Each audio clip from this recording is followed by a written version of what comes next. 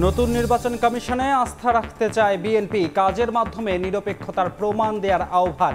ভোটের জন্য প্রয়োজনীয় সংস্কার দ্রুত শেষ করার পরামর্শ মহাসচিবের। বিদ্যুৎ আমদানিতে দুর্নীতির প্রমাণ পেলে আদানির সঙ্গে চুক্তি বাতিলের চিন্তা বাংলাদেশের। জনগণ চাইলে আদালতের মাধ্যমেই মিলতে পারে সহজ সমাধান, মত বিশ্লেষকের। 200 টাকা কেজি মুরগির থেকে আলুর দাম বেশি। নতুন আলুর দাম এখন নাগালের বাইরে। লাগামহীন নতুন আলুর দর। ঢাকায় কেজি 120 টাকা, বগুড়ায় 200। সরবরাহ সংকটের অজুহাত বিক্রেতার। আমদানির ধীরগতিতে রমজানে পণ্যের দাম বৃদ্ধির শঙ্কা।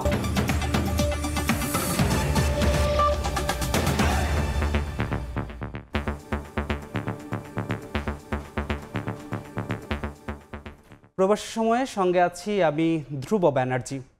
নবগঠিত নির্বাচন কমিশনের প্রতি আস্থা রাখতে চায় বিএনপি। একই সঙ্গে কাজের মাধ্যমে তাদের নিরপেক্ষতা প্রমাণের আহ্বান জানান নেতারা। 3 মাসের মধ্যে সব সংস্কার সম্ভব নয় মন্তব্য করে বিএনপি মহাসচিব বলেছেন, দেশ গঠনে যেসব সংস্কার জরুরি তা টেকসই হতে হবে। নির্বাচনের জন্য প্রয়োজনীয় সংস্কার দ্রুত শেষ করার আহ্বান মির্জা ফখরুলের। মিজানুর রহমানের ক্যামেরায় যশোর থেকে আহমেদ সালেহিনের রিপোর্ট।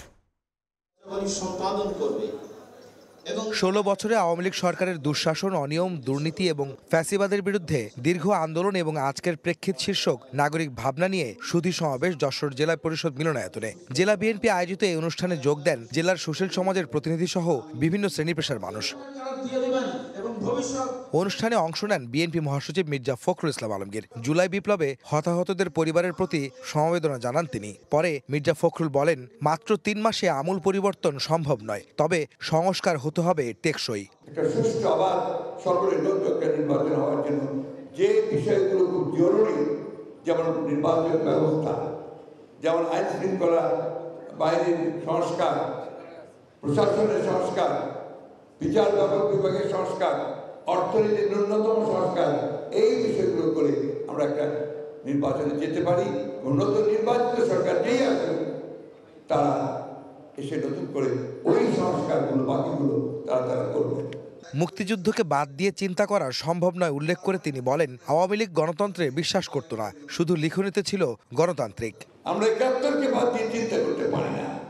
71 অবশ্যই আমাদের নতুন স্বাধীনতা দিয়েছে, ভূখণ্ড দিয়েছে, আমাদের অস্তিত্ব একটা দিয়েছে। এমন একটা রূপান্তর ঘটাতে হবে যে রূপান্তরের মধ্যে দিয়ে আমরা আমাদের যে গণতন্ত্রের যে মূল্যবোধগুলো, যে চেতনা, সেগুলোকে আমরা ফিরে নিয়ে এসে আমরা সত্যিকার অর্থে একটা গণতান্ত্রিক মানবিক মূল্যবোধের দেশ, সামাজিক ন্যায় বিচারের দেশ এবং জনকল্যাণের একটা দেশ আমরা নির্মাণ করতে পারব।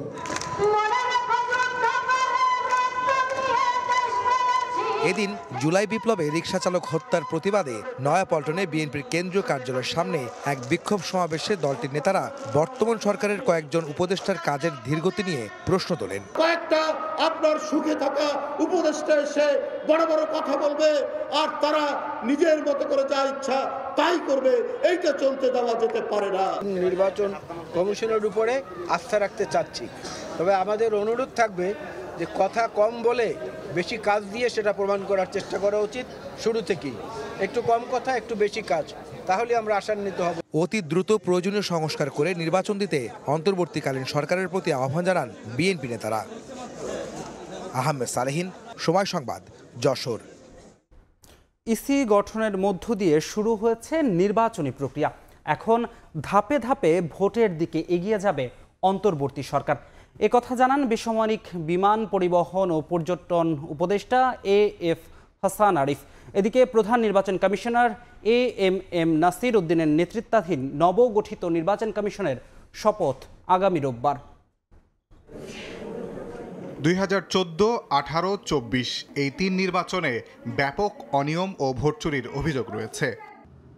5 আগস্ট গণ অভ্যুত্থানের মাধ্যমে গঠিত নতুন সরকারের সামনে সবচেয়ে বড় চ্যালেঞ্জ রাষ্ট্র সংস্কার। সব রাজনৈতিক দলগুলো এই সরকারকে সমর্থন দিয়ে আসলেও সম্প্রতি চাপ দিচ্ছিল নির্বাচনের রোডম্যাপ ঘোষণার জন্য। এরই মাঝে বৃহস্পতিবার AMM নাসির উদ্দিনকে প্রধান নির্বাচন কমিশনার করে 5 সদস্যের ইসি গঠন করা হয়। আগামী রোববার সুপ্রিম কোর্ট জাজেস লাউঞ্জে তাদের শপথ পাঠ করাবেন প্রধান বিচারপতি সৈয়দ রেফাত আহমেদ। অভিজ্ঞ ব্যক্তিদের নিয়ে নির্বাচন কমিশন গঠন করা হয়েছে উল্লেখ করে উপদেষ্টা হাসান আরিফ শুক্রবার এক অনুষ্ঠানে বলেন, এখন ধাপে ধাপে নির্বাচনের দিকে এগিয়ে যাবে সরকার। নাসিরুদ্দিন সাহেবকে আমি চিনি, অভিজ্ঞ মানুষ, দক্ষ মানুষ। নির্বাচন কমিশন তো পার্ট অফ সংস্কার, আগাতে থাকলো। এদিন সকালে ঢাকা বিশ্ববিদ্যালয়ে এক অনুষ্ঠানে গৃহায়ন ও গণপূর্ত উপদেষ্টা আদিলুর রহমান খান বলেন, ফ্যাসিবাদের অবসান হলেও সংগ্রাম এখনো শেষ হয়নি। আপনারা সেইটার অবসান ঘটিয়েছেন এই জুলাই গণঅভ্যুত্থান বা বিপ্লবের মাধ্যমে। বাংলাদেশের ফ্যাসিবাদের পতন হলেও কিন্তু সংগ্রাম শেষ হয়ে যায় না, তার এলিমেন্টসগুলো বজায় থাকে, যেটাকে উচ্ছেদ করতে হয়। সংস্কারের জন্য গঠিত 11 কমিশনে তরুণদের সম্পৃক্ত করার বিষয়ে অন্তর্বর্তী সরকার ভাবছে বলেও জানান আদিলুর রহমান। সহযোগী সিভিল সোসাইটি। তাজওয়ার মাহমিদ, সময় সংবাদ, ঢাকা। আওয়ামী লীগের পুনর্বাসন ঠেকানোর হুঁশিয়ারি দিয়েছেন গণ অধিকার পরিষদের সভাপতি নুরুল হক নূর। শুক্রবার বিকেলে চট্টগ্রামের লালদিঘিতে সংগঠনের জেলা কমিটি আয়োজিত সমাবেশে তিনি এই হুঁশিয়ারি দেন। তিনি বলেন, জনগণের বিরুদ্ধে অন্তর্বর্তী সরকার অবস্থান নিলেও তাদের বিরুদ্ধেও মাঠে নামবে গণ অধিকার পরিষদ। টেন্ডার, দখল ও চাঁদাবাজি আগের মতোই আছে দাবি করে সংস্কারের মাধ্যমে নতুন রাষ্ট্র বিনির্মাণে অন্তর্বর্তী সরকারের প্রতি আহ্বানও জানান তিনি। সমাবেশে গণ অধিকার পরিষদের সাধারণ সম্পাদক রাশেদ খান সহ বক্তব্য রাখেন কেন্দ্রীয় সহযোগী সংগঠনের নেতারা। আওয়ামী লীগকে পুনর্বাসনের পক্ষে যারা অবস্থান নিবে, আমরা বলতে চাই তারা ফ্যাসিবাদের দোসর, এবং আমরা বলতে পারি আওয়ামী লীগের পুনর্বাসন ঠেকানোর জন্য আবার যদি দ্বিতীয় বিপ্লবের ডাক দিতে হয়, এই চট্টগ্রামের মাটি থেকেই যেন সেই নির্বাচন, সংবিধান, বিচার ব্যবস্থা, প্রশাসন, যেই সংস্কার ছিল এই গণ আন্দোলনের জন আকাঙ্ক্ষা, সেই সংস্কার ব্যতীত কোনো নির্বাচন হবে না। অন্য প্রসঙ্গ, বিদ্যুৎ আমদানিতে গুরুতর দুর্নীতির প্রমাণ পেলে আদানির সঙ্গে চুক্তি বাতিলের পথে হাঁটবে বাংলাদেশ। এমন কঠিন সিদ্ধান্তের কথা জানালেন জ্বালানি উপদেষ্টা ফজল কবির খান। নীলফামারীতে সাংবাদিকদের তিনি জানান, পিডিবি আদানি চুক্তির আদ্যোপান্ত খুঁটিয়ে দেখছে দেশি বিদেশি আইনজীবীরা। এদিকে বিশ্লেষকরা মনে করেন, দেশের মানুষ চাইলে চুক্তি বাতিলে আদালতের মাধ্যমে মিলতে পারে সহজ সমাধান। ভারতের শিল্পগোষ্ঠী আদানির সঙ্গে 2017 সালে বিদ্যুৎ আমদানির চুক্তি করে Bangladesh power development board PDB. বিদ্যুৎ ও জ্বালানির দ্রুত সরবরাহ বৃদ্ধি বিশেষ যে আইনে এই চুক্তি করা হয়েছে, করফাকি, ইচ্ছেমতো কয়লার দাম নির্ধারণ সহ নানা অনিয়মের অভিযোগের মুখে গেল 14 নভেম্বর সেই আইনের 2টি ধারা বাতিল করেছে দেশের উচ্চ আদালত। যদি গুরুতর অন্যায় হয়ে থাকে তাহলে এগুলোকে বাতিল করারও আমরা নেব। তো সেই প্রক্রিয়াটা চলমান আছে। এবার আদানির সঙ্গে পিডিবির করা চুক্তি থেকে সরে আসতে পারে বাংলাদেশ। নীলফামারীতে সাংবাদিকদের সঙ্গে আলাপকালে এমন অবস্থান তুলে ধরে জ্বালানি উপদেষ্টা জানান, গেল বুধবার উপদেষ্টা পরিষদের সভায় 2010 সালে করা বিদ্যুৎ ও জ্বালানির দ্রুত সরবরাহ বৃদ্ধি বিশেষ আইনই বাতিল করে দিয়েছে অন্তর্বর্তী সরকার। এই আইনকে দিয়েই এই সব জিনিসকে জায়েজ করা হয়েছে। গত বুধবার দিন আমাদের উপদেষ্টা পরিষদের সভায় এই আইনটাকে পুরোপুরি বাতিল করে দেওয়া হয়েছে। তবে পিডিবি আদানি চুক্তি বাতিল করলে যেন কোনো ঝামেলা না বাড়ে, সেজন্য আদ্যোপান্ত খুঁটিয়ে দেখছেন দেশি বিদেশি আইনজীবী। চুক্তি যদি বাতিল করেন তাহলে এটা কিন্তু আদালতে চলে যাবে। তো ওই জন্য আমরা এই চুক্তিগুলোকে এখন দেশি বিদেশি আইনজীবীদেরকে দিয়ে পরীক্ষা করাচ্ছি। আদানির সঙ্গে চুক্তি বাতিল করে ভারতের সঙ্গে সম্পর্ক বৈরী করতে যাবে না বর্তমান অন্তর্বর্তী সরকার, এমন দাবি করে ক্যাবের জ্বালানি উপদেষ্টা বলছেন, জনগণ চাইলে আদালতের মাধ্যমে মিলতে পারে সহজ সমাধান। প্রত্যাশা করি না যে সরকার অনেক বড় ধরনের ঝুঁকি নিক। সেই বিবেচনায় আদানির বিদ্যুৎ চুক্তি বাতিল করার ব্যাপারে আমরা সরকারের কাছে কোনো উদ্যোগ প্রত্যাশা করি না। সম্প্রতি শুল্ক গোয়েন্দা বিভাগের এক তদন্তে জানা গেল, জুলাই পর্যন্ত আদানির কাছ থেকে বিদ্যুৎ আমদানি করে কর ফাঁকি দেওয়া হয়েছে প্রায় 40 কোটি মার্কিন ডলার। মহির মারুফ, সময় সংবাদ, ঢাকা। সংস্কারের লক্ষ্যে দেশে 11টি কমিশন করা হলেও এখনও হয়নি শিক্ষা কমিশন। ফলে কলেজকে বিশ্ববিদ্যালয়ে রূপান্তর, প্রাথমিক, মাধ্যমিক ও বিশ্ববিদ্যালয়ে ভর্তি এবং কারিকুলাম নিয়ে সৃষ্টি হয়েছে নতুন সংকট। শিক্ষা বিশেষজ্ঞরা বলছেন, দ্রুত কমিশন গঠন করে সমস্যার সমাধান করতে না পারলে সংস্কার তো দূরের কথা, রুটিন কাজই পরিচালনায় চ্যালেঞ্জ হয়ে দাঁড়াবে। আর প্রধান উপদেষ্টার কার্যালয় বলছে, শিক্ষা কমিশন গঠন নিয়ে সরকারের পরিকল্পনা রয়েছে। শাকির আহমেদের রিপোর্ট। স্বাধীনতার 5 দশক পরেও নির্দিষ্ট হয়নি জাতীয় শিক্ষা দর্শন। ফলে ক্ষমতাসীন সরকার নিজেদের রাজনৈতিক দর্শন অনুযায়ী প্রবর্তন করে কারিকুলাম, রচনা করে পাঠ্য বই। আর সরকার পরিবর্তনের সঙ্গে সঙ্গেই বদলে যায় তা, বাতিল হয় কারিকুলামও। 2012 সালের পাঠ্য বই পরিমার্জন করে 2025 শিক্ষাবর্ষের জন্য ছাপানোর কাজ চলছে। আর 2026 সালে শিক্ষার্থীরা কোন কারিকুলামে পড়াশোনা করবে তা নিয়ে এখনো কোনো সিদ্ধান্তই হয়নি। শিক্ষাবিদরা বলছেন, এখনো কোনো উদ্যোগ না থাকায় এই সময়ের মধ্যে 2026 সালের জন্য কারিকুলাম প্রণয়ন, পাঠ্য বই রচনা ও স্কুল পাইলটিং শেষ করা সম্ভব হবে না।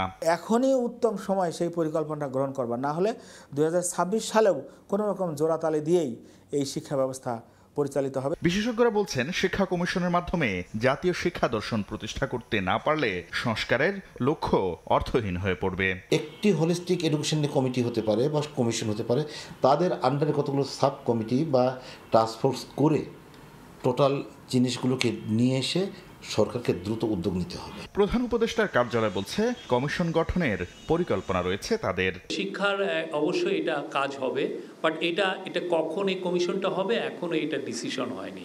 এর আগে সবশেষ শিক্ষানীতি প্রণয়নে ডক্টর কবির চৌধুরীর নেতৃত্বে কমিশন গঠন করে সরকার, যার তেমন কিছুই বাস্তবায়ন হয়নি। শাকির আহমেদ, সময় সংবাদ, ঢাকা। শুল্ক ছাড় কিংবা তদারকি কোনোভাবেই নিয়ন্ত্রণে আসছে না আলুর বাজার। আমদানির পরও বিক্রি হচ্ছে 120 থেকে 150 টাকা কেজি দরে। পণ্যমূল্যের এই চাপে পিষ্ট ভোক্তারা স্বস্তি চাইলে সরবরাহ সংকটের অজুহাত বিক্রেতাদের। এদিকে ঢাকার চেয়ে কেজিতে 50 টাকা বেশি দামে নতুন আলু বিক্রি হচ্ছে বগুড়ায়।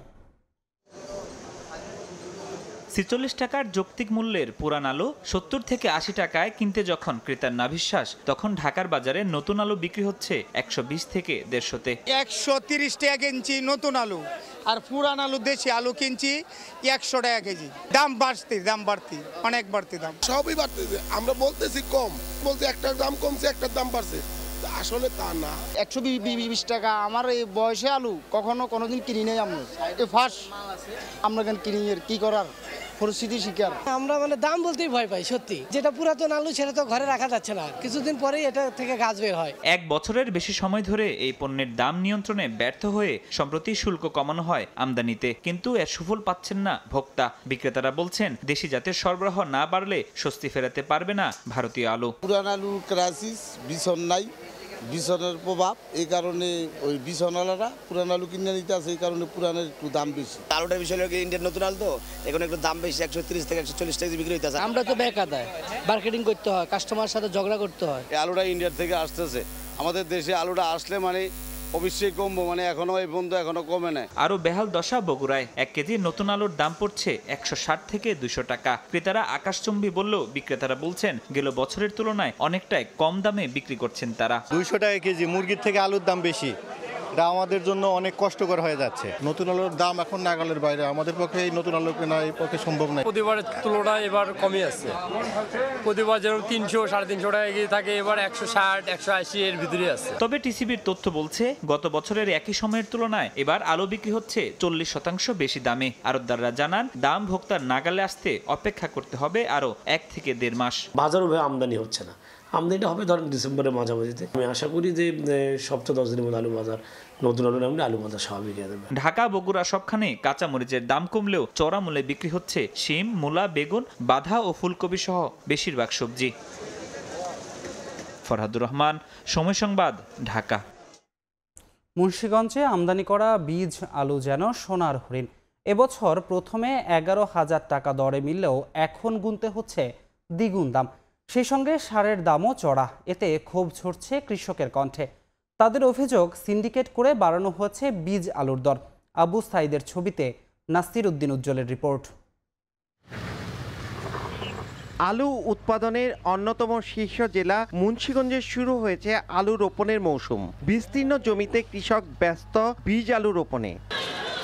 হল্যান্ড থেকে আমদানিকৃত বীজের 50 কেজির প্রতি বাক্স আলু বিক্রি হচ্ছে অন্তত 25,000 টাকায়। গেল বছর একই পরিমাণ বীজ আলুর দাম ছিল 7 থেকে 8,000 টাকা। অভিযোগ উঠেছে বীজ আলুর মতো সারও বিক্রি হচ্ছে সরকার নির্ধারিত দরের চেয়ে বস্তা প্রতি প্রায় 200 টাকা বেশি দরে। কিছুক্ষণ আগে বলছে মানে 14,000 15,000 টাকা, কিন্তু 14,000 15,000 আমরা পাচ্ছি না। সারের দামও সরকারের রেট থেকে 200 টাকা করে বেশি বিক্রি হয়ে যাচ্ছে। 5-6টা হাত বদল হয়েছে। বদল হওয়াতে এক পর্যায়ে গিয়া দেখা গেছে এটা প্রায় 17-18 হাজার টাকার মতন হয়ে গেছে।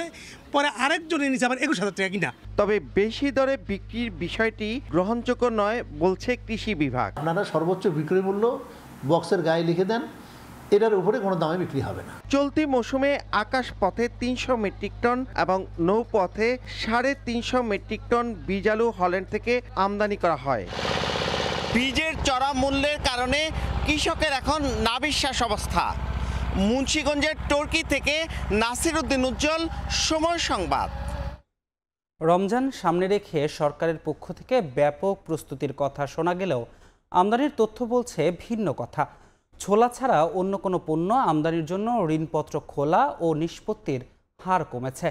আমদানিকারকরা জানাচ্ছেন উচ্চমূল্যের বাজারে রোজায় দরকারি পণ্য কিনতে শুল্ক করের বাড়তি বোঝা টানতে হবে ভোক্তাকে। অর্থনীতিবিদরা বলছেন মার্চে শুরু হতে যাওয়া রমজানের জন্য আমদানি বাড়ানোর সময় এখনই, না হলে ব্যবস্থাপনাগত দুর্বলতায় পণ্যের দাম আরও বাড়তে পারে। বছরব্যাপী দেশে ছোলার চাহিদা কমবেশি 2 লাখ মেট্রিক টন, যার অর্ধেকই প্রয়োজন পড়ে রমজানে। কেন্দ্রীয় ব্যাংকের তথ্য, গেল বছর জুলাই অক্টোবর 4 মাসে 63,973 মেট্রিক টন ছোলা আমদানির জন্য ঋণপত্র বা এলসি খুলেছেন ব্যবসায়ীরা, যা গত বছরের একই সময়ের তুলনায় 215% বেশি। একই সময়ে 13,253 মেট্রিক টন ছোলা আমদানির জন্য এলসি নিষ্পত্তি হয়েছে। গত বছর এ সময়ে 49% কম হয়েছিল। পণ্য যদি আপনি সস্তা যদি হতো, আমাদের মতো মধ্যবিত্ত যারা আছে না, তারা কিছুটা চলতে পারতো। সবসময় তো দাম বেড়েই যাচ্ছে, কমার তো কোনো দেখতেছি না। সমস্ত জিনিসের দাম বেশি ভাই, আমরা দোকানদার পাগল হয়ে দিতেছি, কাস্টমারের সাথে আমরা পাগল হয়ে দিতেছি। পর্যাপ্ত পরিমাণ সরকার এলসি অনুমতি দিবে, তখন পর্যায়ক্রমে বাজার কমবে। ট্যারিফ কমিশনের হিসেব, বছর জুড়ে খেজুরের চাহিদা প্রায় 1 লাখ মেট্রিক টন হলেও রমজানেই লাগে 60 থেকে 70 হাজার মেট্রিক টন। এই পণ্য আমদানিতে এখন পর্যন্ত ভালো কোনো বার্তা নেই। বছর ব্যবধানে গেল অক্টোবর পর্যন্ত 4 মাসে খেজুর আমদানিতে এলসি খোলা কমেছে প্রায় 29%, নিষ্পত্তিও কমেছে 69%-এর কাছাকাছি। এলসি আমাদেরকে দিত না, এখন তো আমরা এলসি আমরা যখন চাই তখনই আমাদেরকে এলসি দেয়। গতবারের থেকে এই বছর ডলারের প্রাইস বেশি, সেক্ষেত্রে কস্টিং বেশি পড়বে, তার মানে ভোক্তা সাধারণ সেটার ব্যয় ভার নিতে হবে। ইফতারের আরেক অনুষঙ্গ পেঁয়াজু বানাতে রমজানে পেঁয়াজের চাহিদাও বাড়ে, অথচ গেল অর্থ বছরের প্রথম 4 মাসে পণ্যটি আমদানিতেও এলসি খোলা ও নিষ্পত্তি কমেছে যথাক্রমে 37 থেকে 65%। বিশ্লেষকরা বলছেন সরবরাহ বাড়াতে না পারলে ভোক্তা ভোগান্তি বাড়বে। রমজানের সময় পার্টিকুলার কয়েকটা পণ্যের ক্ষেত্রেই আমাদের চাহিদাটা বেশি বাড়ে। আমদানিকারকদেরকে কিছুটা আমার মনে হয় যে উৎসাহিত করা, প্রণোদিত করারও প্রয়োজন পড়বে, যাতে করে তারা সময় মতো এই আমদানিটা এনে আমাদের স্টকে রাখতে পারেন এবং সময় মতো রিলিজ করতে পারেন। বাংলাদেশ ব্যাংকের তথ্য, গত বছর জুলাই অক্টোবরে আলু আমদানির কোনো এলসি খোলা না হলেও এবার এ সময়ে 4,906 মেট্রিক টনের এলসি খুলেছেন ব্যবসায়ীরা। জিনাতারা জশুয়া, সময় সংবাদ, ঢাকা। নাব্য সংকটে ফরিদপুর নৌবন্দরে পণ্য খালাস ব্যাহত হচ্ছে। এতে একদিকে ক্ষতির মুখে পড়ছেন ব্যবসায়ীরা, অন্যদিকে কাজ কমে যাওয়ায় বেকার হয়ে পড়ছেন শ্রমিকরা। তবে কর্তৃপক্ষ বলছে শিগগিরই শুরু হবে খনন কাজ। শিকদার সজলের পাঠানো তথ্য ও ছবি নিয়ে রিপোর্ট। শুষ্ক মৌসুমে নাব্য সংকটে পণ্য খালাসের কাজ ব্যাহত হচ্ছে ফরিদপুর নৌবন্দরে। মালামাল নিয়ে ঘাটে ভিড়তে পারছে না মাঝারি কিংবা বড় জাহাজ। জাহাজ চলাচলে কমপক্ষে 10 থেকে 12 ফুট গভীরতার প্রয়োজন হলেও ঘাট থেকে 10 কিলোমিটার দূরে কোথাও কোথাও গভীরতা রয়েছে 4 থেকে 5 ফুট। দূর দূরান্ত থেকে আসা এসব পণ্যবাহী জাহাজ সিএনবি ঘাট নৌবন্দরে ভিড়তে পারছে না। এতে অচল হতে বসেছে জেলার একমাত্র নৌবন্দর হিসেবে পরিচিত ঘাটটি। ব্যবসায়ীরা বলছেন ঘাটে জাহাজ না আসতে পারায় চর এলাকায় নোঙর করতে হচ্ছে। এতে একদিকে বেড়ে যাচ্ছে খরচ, অন্যদিকে কাজ হারাচ্ছেন ঘাটের শ্রমিক। 2 বছরের কারণে মনে করেন জাহাজগুলা আসতে একটু সমস্যা হয়, পরে দেখা গেল আমাদের কাজের একটু সময় লাগে, আমাদের পরে বসে থাকা লাগে। পরবর্তী উপজেলা চরবদর ওখান থেকেই ঠেকতে আসে 4-5 জায়গায় ঠেকে, এখানে আমাদের কোনো জাহাজ আসতে পারে না। নাব্য সংকটের কথা স্বীকার করে বিআইডব্লিউটি এর কর্মকর্তা বলছেন যে কোনো সময় বন্ধ হয়ে যেতে পারে ঘাটটি। ঊর্ধ্বতন কর্তৃপক্ষকে বিষয়টি জানানো হয়েছে, দ্রুতই খননের কাজ শুরু হবে। ফরিদপুর নদী বন্দরের সিএনবি ঘাট যে কোনো মুহূর্তে বন্ধ হয়ে যেতে পারে। নাব্যতা সংকটের কারণে এই ধরনের ঘটনা ঘটবে যে কোনো সময়। গত অর্থবছরে ফরিদপুর নৌবন্দর থেকে 1,55,00,000 টাকার রাজস্ব আদায় হয়েছে। সময় সংবাদ, ফরিদপুর। গণঅভ্যুত্থানে নারীদের সমান অংশগ্রহণ থাকলেও এখন তাদের খোঁজ রাখছেন না অনেকে, এমনটাই মনে করছেন অভ্যুত্থানে অংশ নেয়া নারীরা। শুক্রবার বিকেলে জাতীয় প্রেস ক্লাবে সেমিনারে এই অভিযোগ করা হয়। রাষ্ট্র সংস্কারে নারীদের অংশগ্রহণও নিশ্চিতের আহ্বান জানান তারা। শুক্রবার বিকেলে জাতীয় প্রেস ক্লাবে নারীরা কোথায় গেল শীর্ষক সেমিনারে গণঅভ্যুত্থানে নারীদের অবদানের কথা তুলে ধরা হয়। 10ম শ্রেণীর ছাত্রী সামিয়া অংশ নেয় গণঅভ্যুত্থানে। রাজধানীর চাংখারপুলের এই অগ্নিকন্যা বলেন, রাষ্ট্রের প্রয়োজনে ভবিষ্যতেও একইভাবে রাজপথে নামবে নারী। দেশের বিভিন্ন প্রান্ত থেকে গণঅভ্যুত্থানে অংশ নেয়া শিক্ষার্থীরাও জানান নিজেদের অভিজ্ঞতার কথা। নারীরা কোথাও যায়নি, যতবার প্রতিবাদের কথা আসবে আমরা নারীরা ততবারে প্রকাশ্যে আসব। আমি মার খাওয়ার পর আমি প্রকাশ্যে আসতে পারি নাই। আমরা দুজন মেয়ে রাত্র 9টা বাজে আমরা ফোনের টর্চ জ্বালিয়ে গ্রাফিতি লিখতাম। কিছুক্ষণ পর বিজিবি টহল দিত, যখন ওনারা আসতো আমরা দুজন হচ্ছে ঘাসের উপর শুয়ে পড়তাম। ছাত্র আন্দোলনের দিনগুলোতে পেশাগত দায়বদ্ধতার জায়গা থেকে নিজ বাসার গ্যারেজে আহতদের চিকিৎসার ব্যবস্থা করেন চিকিৎসক অর্চি। আর নানা প্রতিকূলতার মুখেও পেশাগত দায়িত্ব পালনের সময় হামলার শিকার হন গণমাধ্যম কর্মী শামিমা সুলতানা লাবু। আহত শিক্ষার্থীদের চিকিৎসা সেবা দিচ্ছি আমাদের বাসার গ্যারেজটিতে, এবং তারা আসলে নিরাপদ স্থল ভাবছিল এটিকে। ওই নিরাপত্তার জায়গা থেকে অনেকেই আসা শুরু করলো। এত প্রেশারের মধ্যে থেকেও কতটুকু প্রচার করতে পারবেন সেটার জন্য সেই লড়াইটা তারাও করেছেন, কিন্তু এত কিছুর পরেও আমরা কিন্তু আসলে মানুষের রোষানলে পড়েছি। এ সময় বৈষম্য বিরোধী আন্দোলনের সমন্বয়ক উমামা ফাতেমা বলেন, আন্দোলনে নারীদের সমান ভূমিকা থাকলেও পরবর্তীতে তাদের অবদানের কথা কেউ মনে রাখেনি। আমি যে এতটা রিস্ক নিয়ে এই আন্দোলনের মধ্যে ছিলাম, এটা কি কম ছিল? মানে এটা কি এনাফ ছিল না? যারা এখন নানানভাবে বৈষম্যবিরোধী ছাত্র আন্দোলনের স্টেক হোল্ডার হয়ে উঠতে চান, তাদের পক্ষ থেকে দেখা যায় যে মেয়েদেরকে নানানভাবে কর্নার করে ফেলার একটা চর্চা জেলা পর্যায়ে একদম উপজেলা পর্যায়ে পরিণত হয়। গণ অভ্যুত্থানের দিনগুলোতে নারীদের সরব অবস্থানের মতো গণ অভ্যুত্থান পরবর্তী সময়েও রাষ্ট্রের সংস্কারে নারীদের যুক্ত করার বিষয়ে জোর দেন বক্তারা। মাইমুনা হায়দার চৌধুরী, সময় সংবাদ, ঢাকা। হেনা দাস ছিলেন একটি প্রজন্মের বাতিঘর, ছিলেন আজন্ম সংগ্রামী এক যোদ্ধা। একাধারে শিক্ষা ও সংস্কৃতির জন্য লড়াই করে গেছেন তিনি। শুক্রবার বিপ্লবী নারী নেত্রী হেনা দাসের জন্মশতবর্ষ উদযাপন উপলক্ষে আয়োজিত অনুষ্ঠানে এসব কথা বলেন বক্তারা। বলেন, নারী মুক্তি, চা শ্রমিক ও কৃষকদের অধিকার আদায়ে আজীবন সংগ্রাম করেছেন তিনি। ভাষা আন্দোলন, মুক্তিযুদ্ধ, স্বৈরাচার বিরোধী আন্দোলন সহ তার জীবদ্দশায় হওয়া বাঙালির সব মুক্তি সংগ্রামে সক্রিয় ছিলেন হেনা দাস। এ সময় তাকে একটি প্রজন্মের বাতিঘর বলে পরিচয় করিয়ে দেন বক্তারা। যে হেনাদির জীবন আলোক্য, আসলে এটা কি এখন যারা আমরা রাজনীতির যে সাধারণ চল হিসাব, সেই হিসাব দেখি, সেইটা কি অনেকে চিন্তা করতে পারি যে এরকম একজন নারী, তিনি তার জীবনকে কিভাবে শুরু করেছিলেন, সেই একেবারে চা শ্রমিক আন্দোলন থেকে শুরু করে কোথায় তিনি ছিলেন না, এবং যেখানে তিনি ছিলেন নিবেদিত হয়েছিলেন। মানুষের জীবনের মুক্তির জন্য তিনি নিজেকে নিবেদন করেছেন এবং যে কোনো শ্রেণী পেশার বৈষম্যের বিরুদ্ধে তিনি রুখে দাঁড়িয়েছেন। মুক্তির সংগ্রামে তিনি সবসময় আজীবন নিজেকে নিবেদিত করেছেন। বেপরোয়া গতিতে গাড়ি চালানোয় মাদারীপুরে দুর্ঘটনা বেড়েই চলছে। যাত্রীদের অভিযোগ, অদক্ষ চালক ও অসচেতনতার কারণেই সড়কে ঝরছে প্রাণ। চালকদের দাবি, 3 চাকার যানের দাপট কমাতে না পারলে থামবে না মৃত্যুর মিছিল।